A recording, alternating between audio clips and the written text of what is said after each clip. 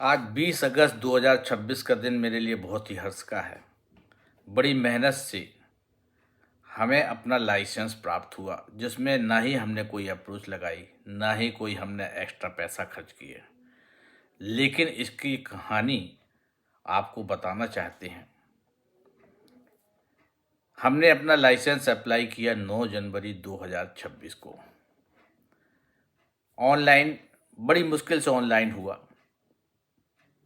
3-4 बार कोशिश करने के बाद ऑनलाइन हुआ। जब ऑनलाइन हो गया तो पेमेंट भी कर दी 9 जनवरी को। उसके बाद हम आराम से सोचे कि अब हमारा लाइसेंस आ जाएगा। जब नहीं हुआ तो 1 माह बाद हमने पुनः संपर्क किया आरटीओ में।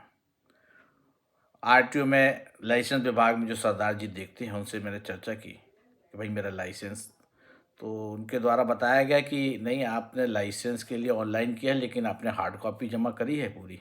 हमने कहा नहीं, आपने बताया नहीं। बोले नहीं, वो तो जमा करनी पड़ती। तो हम फिर घर आए, फिर 3-4 दिन बाद गए, उनको हार्ड कॉपी दे दी पूरी। हार्ड कॉपी देने के बाद उनके देने गए जब हम, तो उनके द्वारा ये कहा गया कि नहीं, आज नहीं ये जमा होगी, ये जब सर्वर आ जाएगा तब होगी। और सर्वर उस दिन नहीं था। तब चूंकि 2-3 चक्कर लग चुके थे, तो हमने थोड़ा सा मन में क्रोध सा आया। हमने कहा चलो ठीक है, मैडम से मिलते हैं। तो आरटीओ रिंकू मैडम से संपर्क किया। उनके पास जब हम पहुँचे तो उन्हें भी थोड़ी सी नाराज़गी पहले तो उन्हें दिखाई कि आप सीधे क्यों आ गए हमारे पास मिलने के लिए। संबंधित क्लर्क को लेके आना था। हमने, मैडम मेरे को बनाना ही नहीं है लाइसेंस।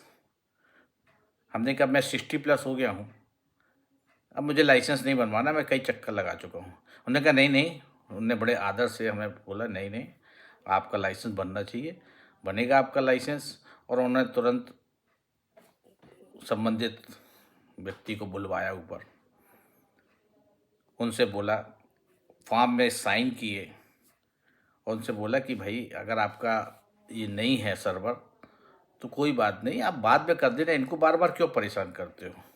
तब सरदार जी ने वह फॉर्म ले लिया। हम बड़े खुशी खुशी अपने घर आ गए। हमने चलो भैया ठीक है, अब बन जाएगा लाइसेंस। करीब 1 महीने बाद पुनः संपर्क किया तो पता चला कि सरदार जी के पैर में या कहीं कोई एक्सीडेंट हो गया था, तो उस कारण से वो नहीं आए। तो हमने दूसरे व्यक्ति से पूछा, वो कहने लगे भैया वो नहीं आए, जब वो आएंगे तभी काम होगा। तो हमने कहा भाई अपना नंबर दे दो, हम फ़ोन पे ही बात करेंगे, अब जो भी समस्या होगी, मतलब कुल मिला के हमारा लाइसेंस बन जाना, वो हो जाना चाहिए, रिन्यू हो जाना चाहिए। तो उन्होंने अपना नंबर दे दिया, हमारा नंबर ले लिया। 3-4 दिन बाद हमने उनको फ़ोन किया, उन्होंने फ़ोन उठाया, फिर रख दिया। होते होते हम कई महीने बीत गए, लाइसेंस हमारा नहीं आया। अंततः हमने हार के सीएम हेल्पलाइन में फ़ोन लगाया। 23 मई को लगाया था कि हमारा लाइसेंस है, ये है, हम पेमेंट कर चुके हैं। उसके बाद भी लाइसेंस प्राप्त नहीं हुआ। 26 मई को वहाँ से प्रदीप यादव जी का फ़ोन आया आरटीओ के। बड़े हेल्पफुल थे वो, हेल्पफुल सभी थे। मैडम ने भी हेल्प करी थी, मैडम ने भी तुरंत साइन करके दिए थे, सभी हेल्पफुल किए, कहीं किसी ने हमें कोई परेशान नहीं किया। तो यादव जी का फ़ोन आया, 26 ही मई को आ गया कि आपकी क्या समस्या। हमने कहा भाई लाइसेंस की समस्या है। बोले ठीक है, मैं देखता हूँ। फिर 26 मई के बाद फिर हमने 26 जून या 28 जून को फिर फ़ोन लगाया, उन्हीं को लगाया, उन्हीं को कांटेक्ट किया, तब भी हमारा लाइसेंस का नहीं हुआ। बोले नहीं, प्रोसेस चल रही, प्रोसेस चल रही। हमने चलो भाई ठीक है, प्रोसेस चल रही तो चलने दो, मिल जाएगा, कोई जल्दबाजी नहीं है। फिर भी जब नहीं हुआ, फिर भी नहीं आया, प्रोसेस होती हो रही, यही सुन रहे हैं कि प्रोसेस हो रही। फिर बेटे ने क्या किया, बेटे ने उठा के ट्विटर पे डाल दिया। ट्विटर में डालने के बाद भी कुछ नहीं हुआ। तब भाई साहब ने ट्विटर को बूस्ट करने के लिए काम किया। तो बूस्ट करने के लिए 1000 रुपये खर्च होते, तो इन्हें भाई साहब ने, हमारे सुपुत्र जी ने 1000 रुपये खर्च कर दिए। हमें बहुत अखरा जब पता चला। तो